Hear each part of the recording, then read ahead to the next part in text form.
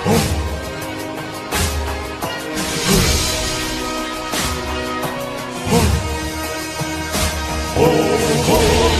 Chi Minh, Ho Chi Minh, Ho Chi Minh, Ho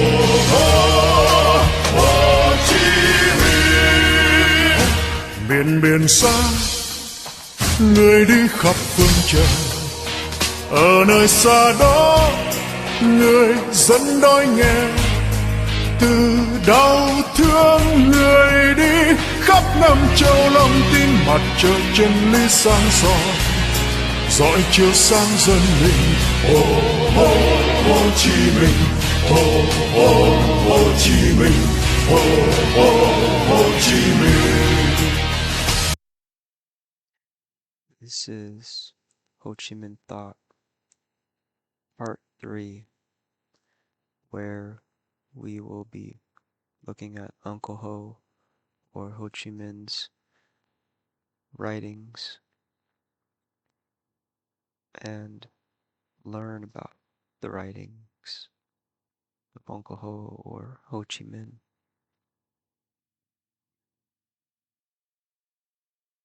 We will be looking at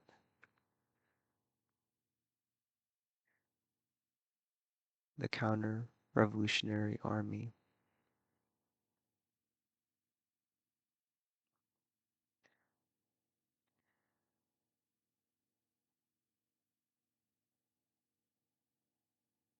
First published in La Vie Ouvrière. It's a French word, and it's quite difficult for my pronunciation as an English speaker, but nonetheless, it was published on September 7, 1923.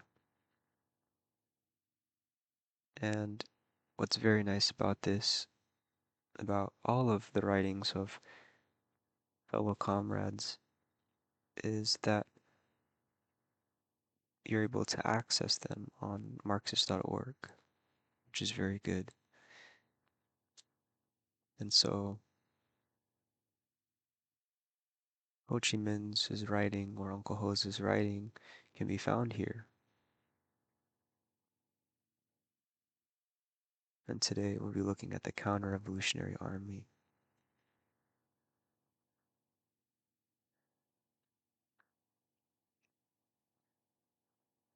We are aware that colonial rivalry was one of the main causes of the 1914 to 1918 imperialist war. In other words, World War I.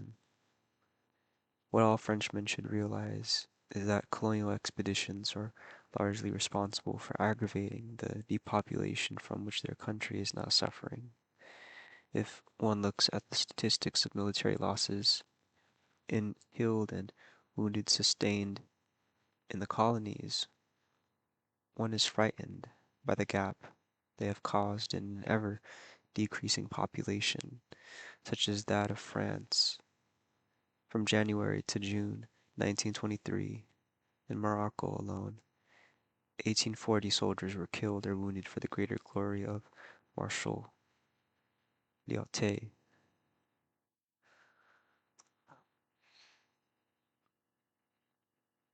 A general and colonial administrator from France, 1854 to 1934.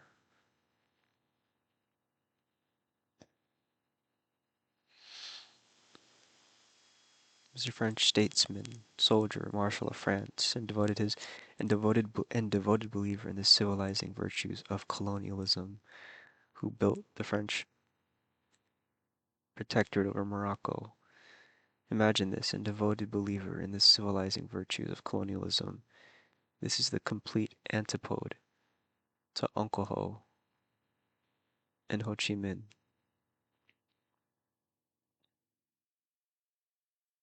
Complete antipode of Ho Chi Minh thought, or the opposite of Ho Chi Minh thought, someone who is devoted to colonialism. I find that bloody hilarious. Nonetheless, let's continue. What the French working class must realize is that colonialism relies on the colonies to defeat all attempts at emancipation on the part of the working class. no longer having absolute confidence in the white soldiers, who were more or less contaminated by the idea of classes. French militarism uses African and and Asian natives in their stead. Out of 150 regiments in the French army, 10 are composed of colonial whites, i.e. semi-natives, 30 of Africans, and 39 of natives from other colonies. One half of the French army is thus recruited in the colonies. Now, an enemy soldier is in service for 4 years and an Algerian for 3 years. Thus, according to the reckoning of French militarism, 2 native soldiers are worth almost 5 French. Moreover, being ignorant of the language and politics of the country, thinking that all whites belong to the race of his exploiters, and finally spurred on by his white superiors, the native soldier will march forward submissively and blindly, where the French soldier, more conscious, might refuse to go. Therein lies the danger. One wonders for what reason 31 of the native regiments will be stationed on French territory. For what purpose are they intended? Are the French going to be civilized by these natives? The intention of French capitalism is thus clear. It is up to the French workers to act. They should fraternize with the native soldiers. They should make them understand that the workers of the mother country and the soldiers from the colonies are equally oppressed and exploited by the same masters, that they are all brothers of the same class, and that when the hour of struggle strikes, they will have, one and the other, to struggle against their common masters and not between brothers.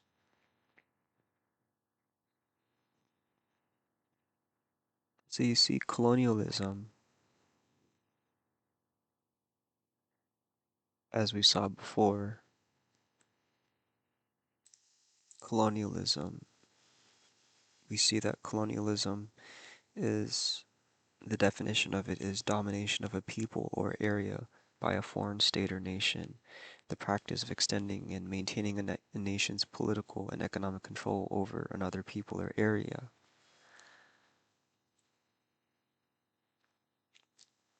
Again, let's read this definition again. What is colonialism? Which is the foundation of Ho Chi Minh Thought, one of the foundations of Ho Chi Minh Thought. What is colonialism? Let's read it again. Domination of a people or area by a foreign state or nation, such as when Vietnam here was under France. The practice of extending and maintaining a nation's political and economic control over another people or area. So we see that the practice of extending and maintaining a nation's both political and economic control over another people or area. So France's colonialism is that of both economic and political. So when a country invades another country, like that of France onto Vietnam, not only is the political affected, but as well as the economic. So it's a mix of both. And what better place to wage a revolutionary struggle, a Marxist revolutionary struggle, than in a place that is a colonized place? Because Karl Marx really hits it hard when it comes to economics. When it comes to economics, he really tells us that the proletarian or the proletariat, the workers, should seize the means of production.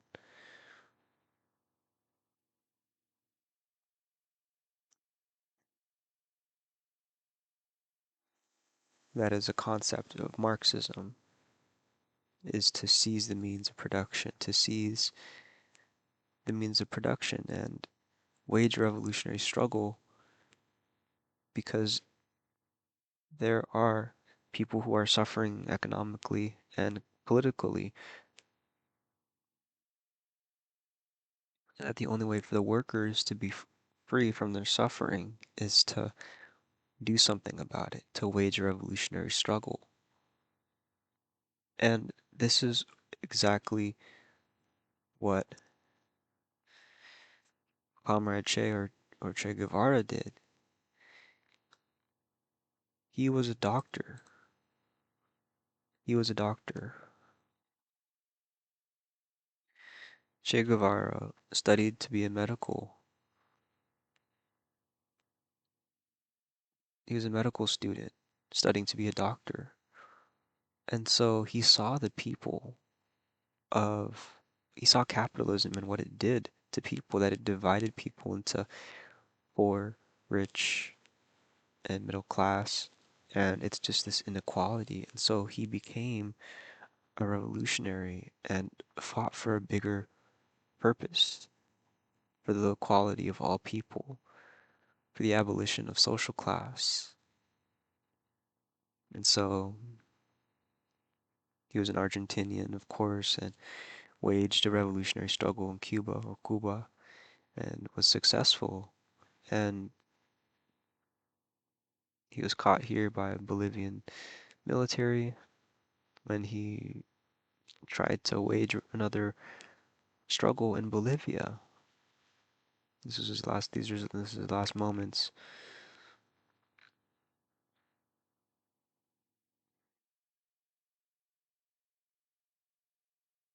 And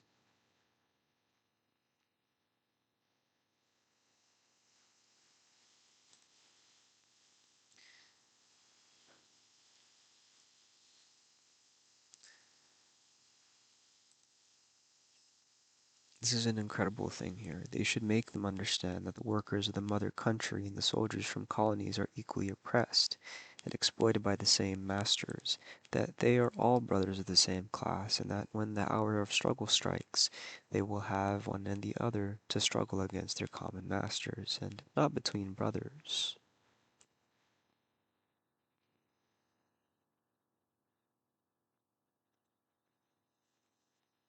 And so that's exactly what should happen, is that there's only one common master that's an oppressor of the people, and that's what we call the bourgeoisie.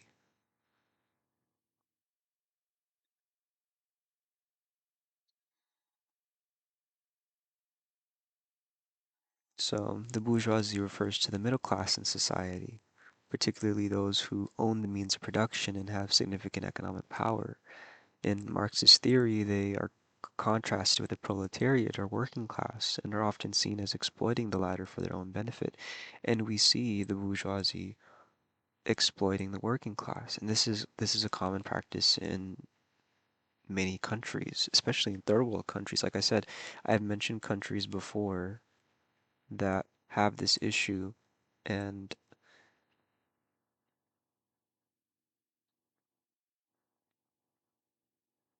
this is a real life occurrence. I mean, not only back then in the time of Karl Marx during the factories, but especially during today. This is still is applicable to today.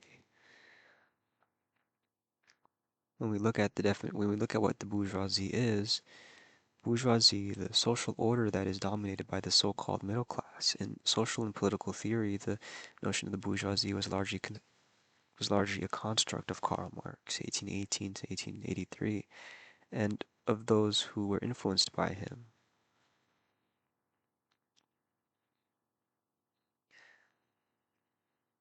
In Marxist theory, the bourgeoisie plays a heroic role by revolutionizing industry and modernizing society. However, it also seeks to monopolize the benefits of this modernization by exploiting the propertyless proletariat and thereby creating revolutionary tensions. The end result, according to Marx, will be a final revolution in which the property of the bourgeoisie is expropriated and class conflict, exploitation, and the state are abolished. Even in Marx's lifetime, however, it was clear that the bourgeoisie was neither homogeneous nor particularly inclined to play that role that he had designed to it.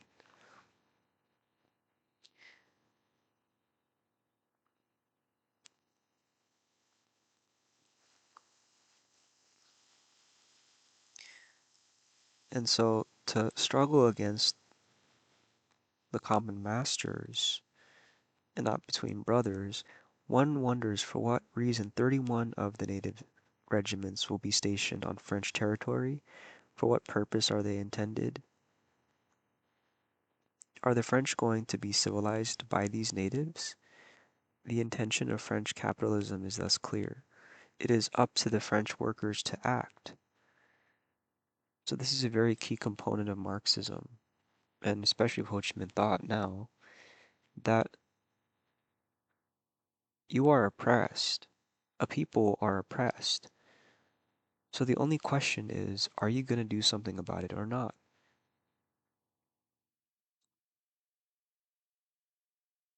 Even in Marx's,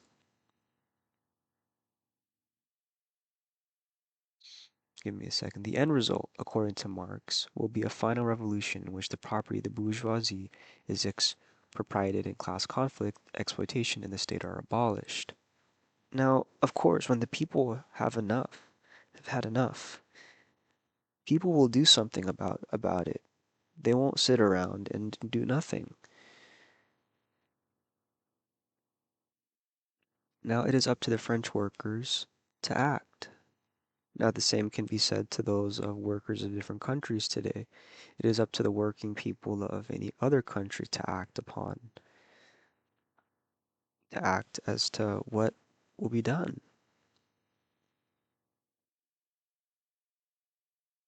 Che Guevara acted in Cuba, and look what happened. A revolution happened, and he successfully, and the revolution was successful. Now, what's interesting about Che Guevara is that there is what is known as Guevaran guerrilla tactics, and in other words, this was not a majority of people that waged revolution, but a certain group of people, a selective group of people, the people who did give Che Guevara and the rest of the people who waged the revolution support, but it wasn't a majority of citizen revolution kind of thing. But it was successful anyway, which is why it's called it's why it's called Guevaran guerrilla tactics or Che Guevaran Che Guevarian guerrilla tactics, and it's effective. It worked in Cuba, and this is like a new and this was like a new revolutionary tactic that can occur. And it's very true. It does work if you're smart enough to go about it. But a normal revolution would be a majority of a population of a people rather than just a group of people. We see this occurring in the Philippines, for example, but it really is not that successful compared to how it was back then in Cuba. But it takes the majority of citizens to as in regard to just a normal revolution, it takes a large amount of people of a country or a population to wage a successful one. Forget the Guevarian tactics. It would, I think, depend. Its success or failure would depend on the context of the country. So perhaps let's say Puerto Rico, for example, or Maldives, or whatever country that let's say has some kind of colonial or imperial kind of rule, whether it's foreign power or a religious rule or whatever, and people want to be free from that. It depends. It depends if the Guevarian tactics are implemented and successful, then great. If not, then it's always best to have the majority of a population to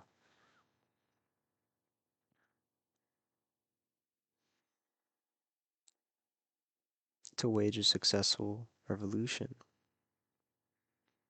So Nonetheless,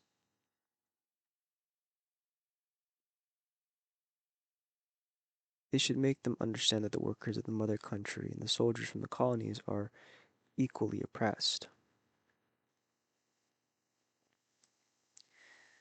and exploited by the same masters. Once again, they should make them understand that the workers of the mother country and the soldiers from the colonies are equally oppressed and exploited by the same masters, that they are all brothers of the same class, and that when the hour of struggle strikes, they will have one and the other to struggle against their common masters and not between brothers. Which is good because this is what you're supposed to do, to struggle against the masters, not between people who have the same kind of oppression. It doesn't make sense. If you want to be free from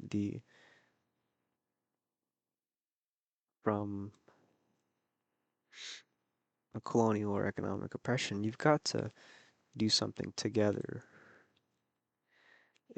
I know it's a funny meme where people would have the comments section on YouTube or something. They would have in communist memes, they would have this kind of thing such as this is our land, or they would just use our as a kind of communist hilarity or Marxist hilarity to make a joke about to just create a communist meme. And it's very true. It's very true. It's not about your, it's about our. It is our. That is socialism and communism. That's the entire foundation of communism and socialism, is not his or hers or or yours, but it's ours. It's ours. We all are in this together.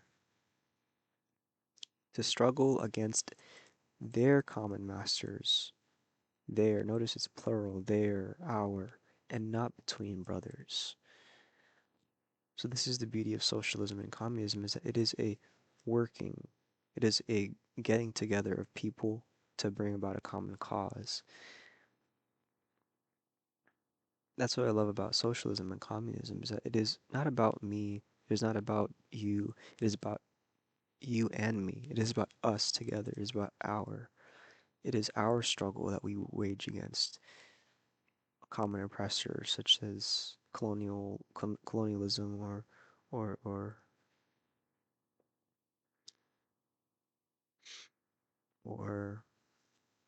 the bourgeoisie in a more in a very at a very specific level in regard to work.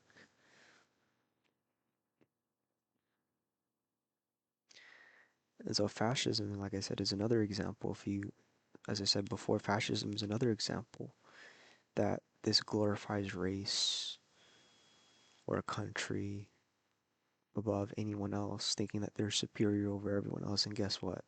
Yeah, they ended up getting down. And guess who took them out? We did. You get the joke? We did. Well, it's not actually a joke, but it's actually a serious thing. We did. The USSR did. The Union of Soviet Socialist Republics did. A Marxist-Leninist country did. Because it prioritizes the people above country. That's exactly why the revolution in Vietnam was successful, because it took a lot of people. It took the country to fight against French colonialism. And if the people can fight against their oppressor and their colonial oppressor, they'll be successful. They'll be successful. So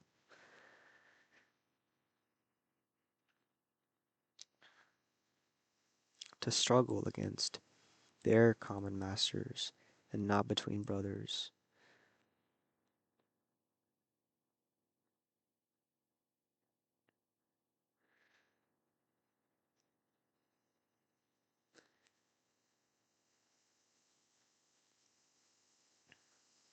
So, Uncle Ho, the counter-revolutionary army.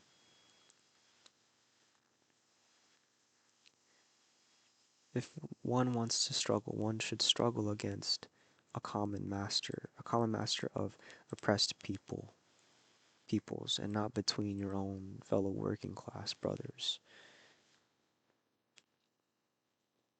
when we go back to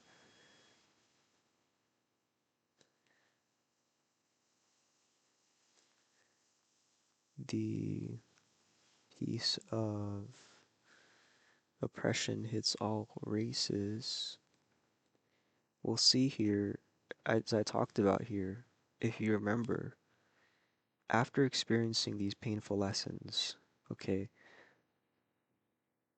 that there was this all the martyrs of the working class. There was this incident of somebody getting killed or victims of getting killed by what international capitalism.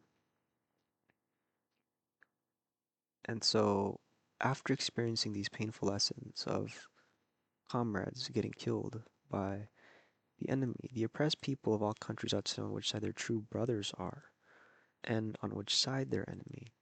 So, the side at which true brothers are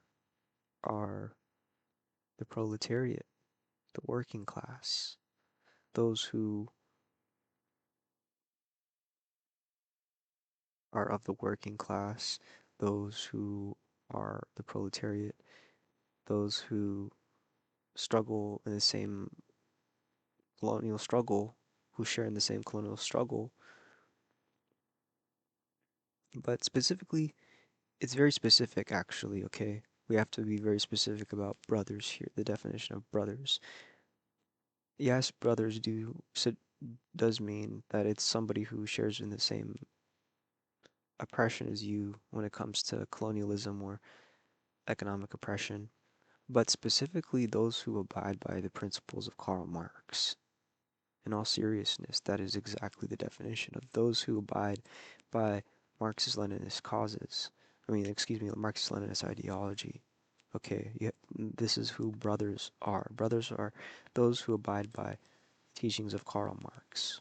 All right, who uphold the teachings of Karl Marx, because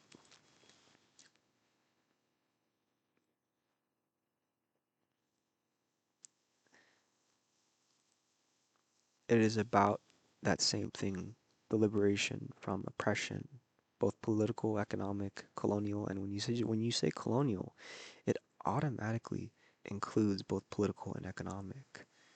So Ho Chi Minh really, Uncle Ho really did an incredible. It's just the combinations like sandwich, political and economic, because that colonialism is both political and economic. He had that experience of both political and economic.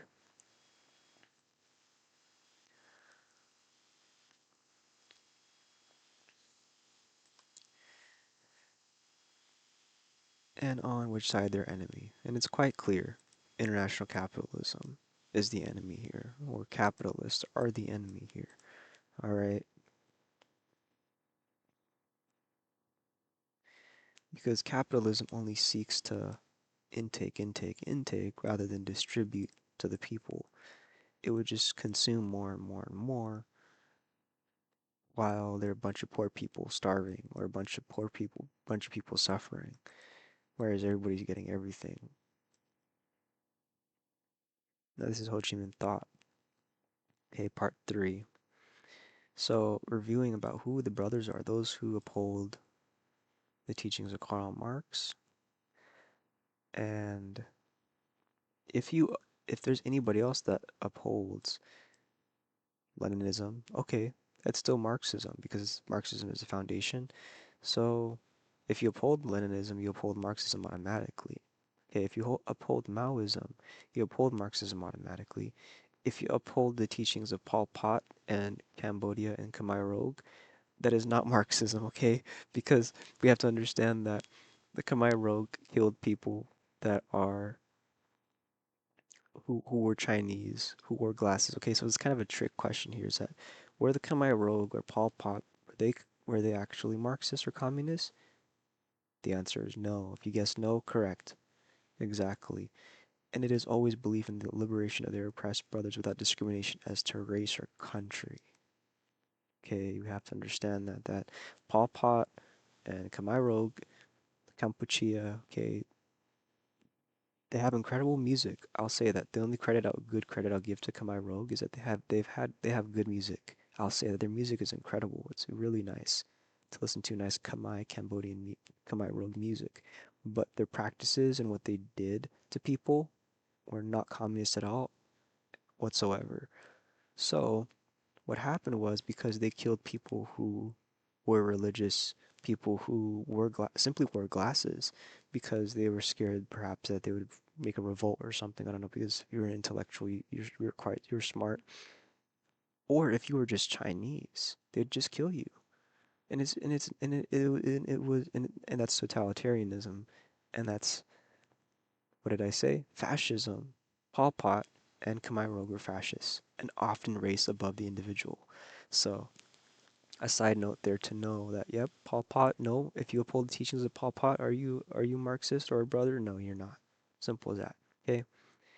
And so an interesting thing is that Uncle Ho got his Uncle Ho's army, okay, from Vietnam, went to Cambodia or Kampuchea, okay, and liberated them because these guys are not common. Pol Pot and his people were not real communists. They're not real communists. And it's quite obvious that they're not, if you understand. If you've gotten to this far into the lecture, you'll understand these guys are just fakes, okay? You understand a fake, you understand like if you know what a real $1 bill is or a real currency is, you'll know what a fake currency is. So I'm giving you the real one, okay? The real deal, the real one. And now you can determine whether these people are real communists or fake communists. Complete fakes. So I know he looks like Elon Musk. I've seen the memes. So anyway,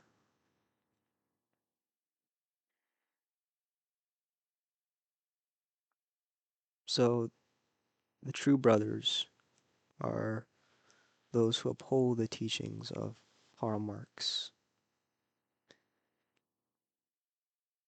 Definitely not this guy. Imagine this. I can't even believe I read this description to you, which goes like this: and devoted believer in the civilizing virtues of colonialism, who built the French protectorate over Morocco, and a devoted believer in civilizing virtues of colonialism. Okay, maybe the only nice thing about colonialism is the baguettes that were introduced to Vietnam. So Vietnam adopted the baguette, and you can search it up. It's called banh mi. I forgot it's with an H here. This banh mi. Okay, this baguette. And so Vietnam adopted this delicacy here, this food here. So it looks really delicious. I'll say that. So I'd say the only nice thing about French colonialism was the immigration of food from France. So, and devoted believer in the civilizing virtues of colonialism. Yeah, banh mi bread. Okay, I'll say that. This is the only civilizing virtue of colonialism from France to Vietnam was this banh mi bread, was this baguette bread. Okay. Other than that, everything else is not good. But serious, serious. I can't believe this guy. The description. This is Britannica. This is scholarly source. Okay, this is not Wikipedia. I don't really like Wikipedia that much, to be honest with you, because it's not a scholarly, trustworthy source. This is a scholarly, trustworthy source encyclopedia online you could find Britannica. So make sure not to type anything here because you're going to end up having to, oh, you can't view it, so you have to do it on the search bar. Okay. But nonetheless, in all seriousness, I can't believe this statement actually exists in this thing. And devoted belief in the civilizing virtues of colonialism. This is incredibly opposite of Ho Chi Minh thought. Imagine, okay, we have Uncle Ho, okay, we have Ho Chi Minh thought, anti-imperialist, anti-colonialist, and imagine this guy here. Some guy comes up, man with a fancy mustache, and with nice attire, he's a devoted believer in the civilizing virtues of colonialism. Imagine that.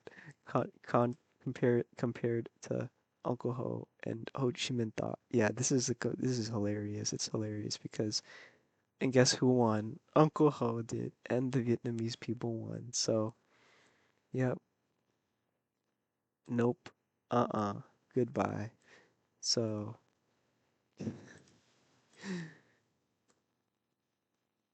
here's Ho Chi Minh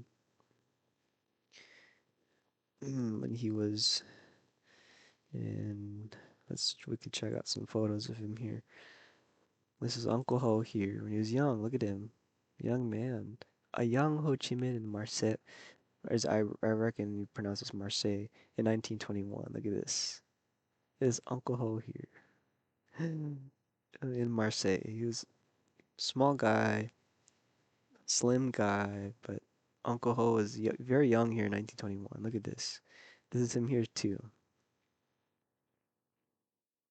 This is kind of like an interesting comparison. It's just like Che Guevara. You remember seeing Che Guevara's before and after? It's the first time I've ever seen this one here. Look at this. Uncle Ho here. It's incredible. Look at how young he was here. It's incredible. And then there he is when he's older. And look at this. This is me and Ho Chi Minh. No, it's not. This is me, Mao Zedong. No, it's Mao Chu-shi. Mao Zedong. Mao Chu-shi is Chinese for Chairman Mao. This Chairman Mao and Comrade Mao, you could say. And Uncle Ho here, side by side. For Ho Chi Minh's birthday, read his account of how he became a communist. Fight Back News. Well, we also read this as well, which was the Leninism, the path which led me to Leninism. I don't know if they're going to reference this. They should reference it because this is how he came. Yep, exactly. I was exactly right. Exactly. Ho Chi Minh with Mao Zedong. Mao Zedong. To mark the birthday of the outstanding Vietnamese communist Ho Chi Minh, Fight Back News Service is circulating. Has 1960 article, The Path Which Led Me to Leninism. Path Which Led Me to Leninism. Here we go. So, and they get the first part of the writing from. They literally put the first part of the writing here. Interesting. Yep. For World War One, I made my living in Paris. Now as a retoucher of photographers. For World War One, I made my living in Paris. Now as a retoucher of the photographers. I got the apostrophe S, sir. Who wrote this? By staff. Doesn't specify. I'm just kidding, guys. Yeah. No problem. You can edit this. Interesting. This was published 2 years ago. Not bad, not bad. Or a little more than a year, but nonetheless, 2 years ago. Anyway,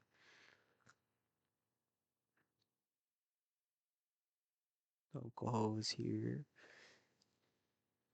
Communist propaganda painting showing celebrations after the 1945 August Revolution. There we go. This is it. This is an American soldier. Got a peace thing here. You have a peace sign. You have a peace necklace, but you're holding a rifle. How peaceful is that? That's quite synchronous, sir. Just kidding. Uncle Ho here, you can see him on his typewriter, his desk. Another cool picture of him here. And yeah, another one here. Uncle Ho here. Interesting. I've never seen this stamp. Where's this from even? Is this from the Soviet Union? I don't, no. This is actually from Vietnam, I think. Okay. This reminds me of the Soviet ones, nonetheless. But yeah, the Vietnamese Communist Party is still here, is still present in Vietnam today, and it is a kind of mixed economy, I think, as far as my knowledge is. And Uncle Ho is here too. Very nice. Very nice to see.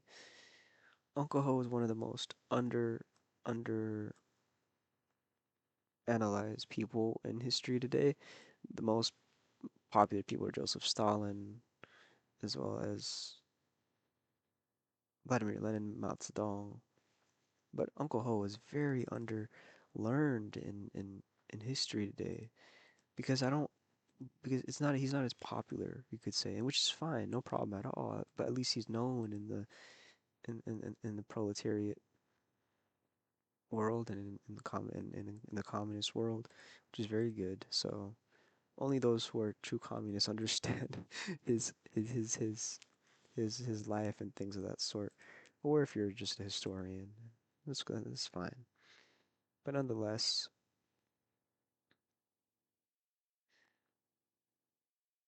let's let's go see if he has other younger photos of him. Nice, okay, colorized version of it. New one here.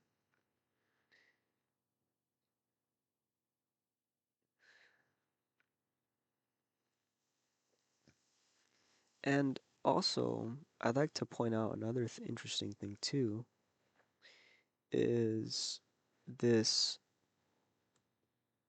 one thing here of the Thai Communist Party.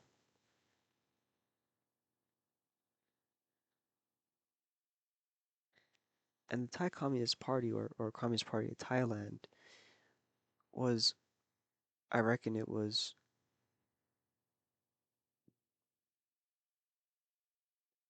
co-founded by Uncle Ho as well too. And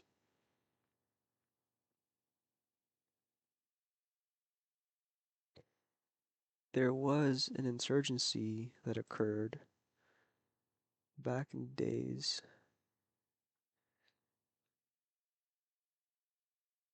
and we could see a picture of them here. We have Karl Marx, Friedrich Engels, Vladimir Lenin, Joseph Stalin, Mao Zedong, and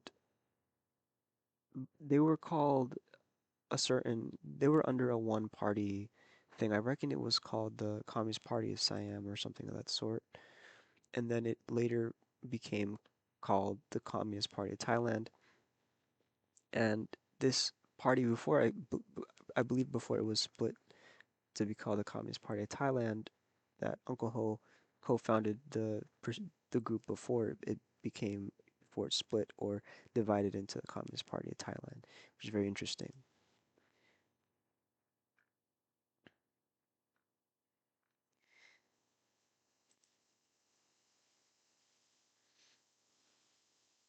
Incredible.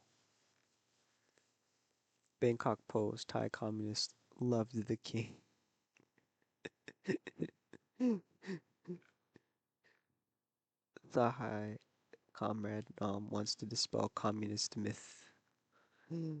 Armed cater of the Communist Party of Thailand CPT from a Super 8mm film photo taken in the late 1970s. Screen grab from YouTube. Interesting.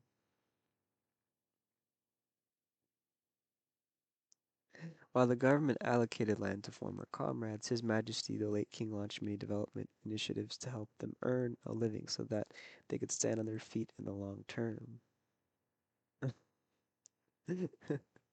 Very interesting.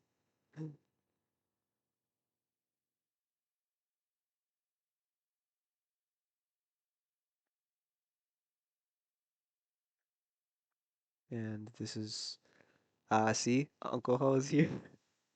Ho Chi Minh is here, guys. Uncle Ho is here. So, yep, this, like I said, it has the history of it going way back. By Lotus, a Buddhist monk. Interesting. Yeah, this goes way back. So, and it's in the Thai language. So it's there was an insurgency that occurred, but yeah, and of course it's documented quite from quite some different officials. So yeah, anyway, Uncle Ho Chi Minh founded what was called, I co-founded, I think, the Communist Party of Siam.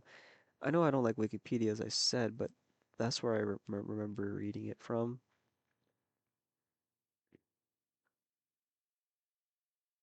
So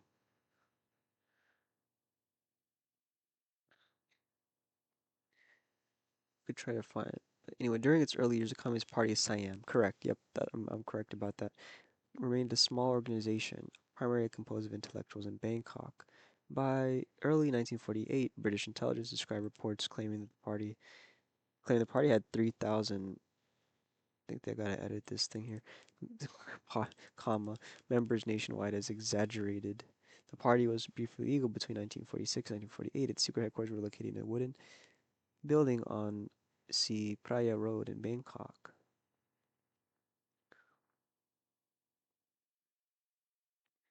So, key figures during this period included Udom Srisuwan, the party's principal theorist. In 1958, a CPT delegation attended the Second National Congress of the Vietnam Workers' Party in Tuyen Quang. The CPT subsequently held its second party congress in 1952.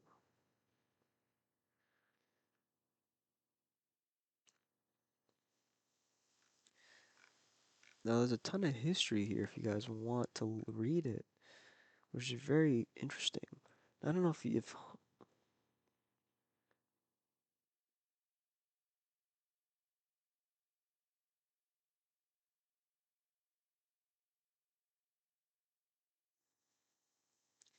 and their guiding ideology, Marxism, Leninism, Maoism. So here we go. The origins of the communist movement in Thailand can be traced to the Siam Special Committee of the South Seas Communist Party, established around 1926 to 1927. The arrival of leftist activists fleeing China after the 1927 split between the communists and the nationalists further bolstered communist activity in Thailand. Sources indicate that between late 1929 and early 1930, the Communist Party of Siam was formally established, laying the foundation for later communist organizations in the country.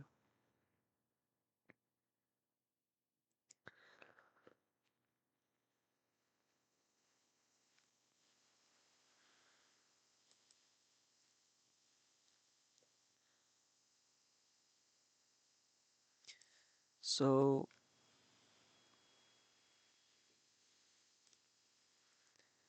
if we look here, doesn't work. All right. See the Cold War in Asia, 1949, 45 to 1990. This is from Nature of Document, a 1948 British Joint Intelligence Committee Far East report overseeing the situation of the Communist parties from India and Pakistan through Southeast Asia to China, Japan, and Korea. Communism in the Far East. So, French Indochina, you got 20 here, or Siam specifically, I think, which is, what is this, page 8, 18? Oh, 18, excuse me. So, page 18. We can go page 18.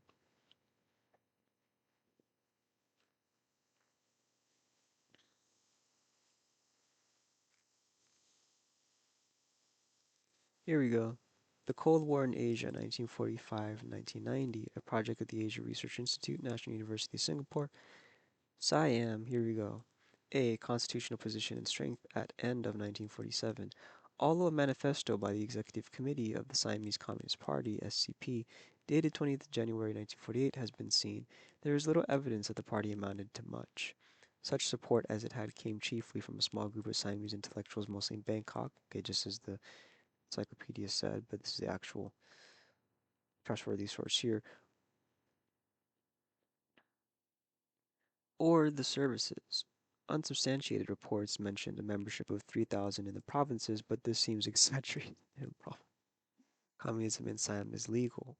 The Chinese Communist Party in Siam was estimated to have 2,000 full members and another 3,000 adherents. Since maybe this is where they get the numbers mixed up, I don't know. Since October 1946, it has been a legal party with its main strength and in the urban areas. It has successfully penetrated the Central Labor Union and had considerable influence among Chinese students. Its interests were primarily with the struggle in China, although after the November 1947 coup, it is reported to have offered the Free Thais 900 armed men to help in staging a counter coup. Change in party policy, no change. Results of change in policy, not applicable. Present position and future trends.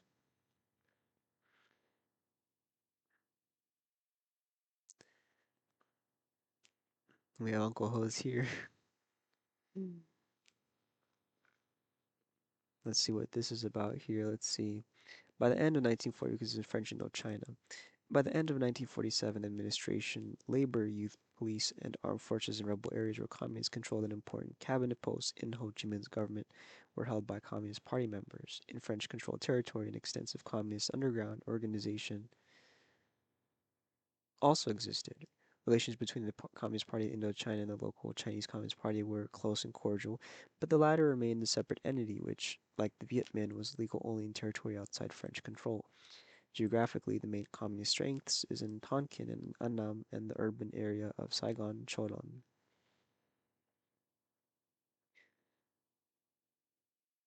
Strong anti-communist elements exist within Vietnam but are silent and ineffectual since they are anxious not to split resistance to the French. French military weakness, too, is no doubt a factor which depresses the morale of the actual potential anti-communists throughout the country.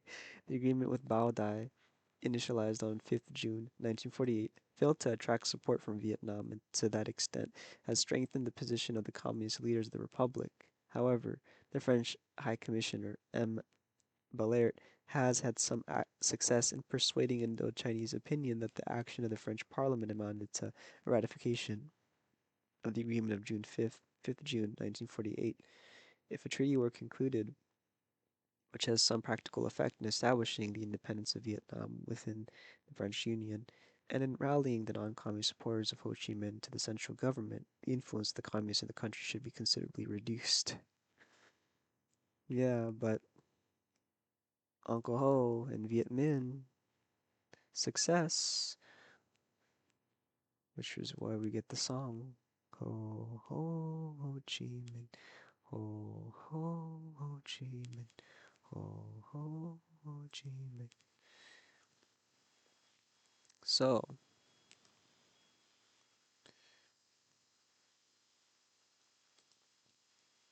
the struggle, back to the reading, the struggle is to the common masters, not between fellow proletarians or fellow workers, people who are under the same. You, you could consider people who are under the same colonial oppression as brothers, if you want to, in that sense, but the actual, literal, specific brothers is those who, like I said, adhere to the teaching of Karl Marx, okay, or Vladimir Lenin, which automatically has the foundation of Karl Marx's as teaching, as well as Maoism, and most especially Uncle Ho or Ho Chi Minh Thought. So, this is part 3 of Ho Chi Minh Thought, the Counter-Revolutionary Army, and I will see you guys in the next video. Vượt trùng sông, người đi khắp phương trời, luyện tôi ý chí, lòng nuối căm hờn. Hồ Chí Minh người đi khắp năm châu long tiên, mặt trời chân lý sáng soi, dọi chiều sáng dân mình. Hồ Hồ Hồ Chí Minh, Hồ Hồ Hồ Chí Minh, Hồ Hồ Hồ Chí Minh.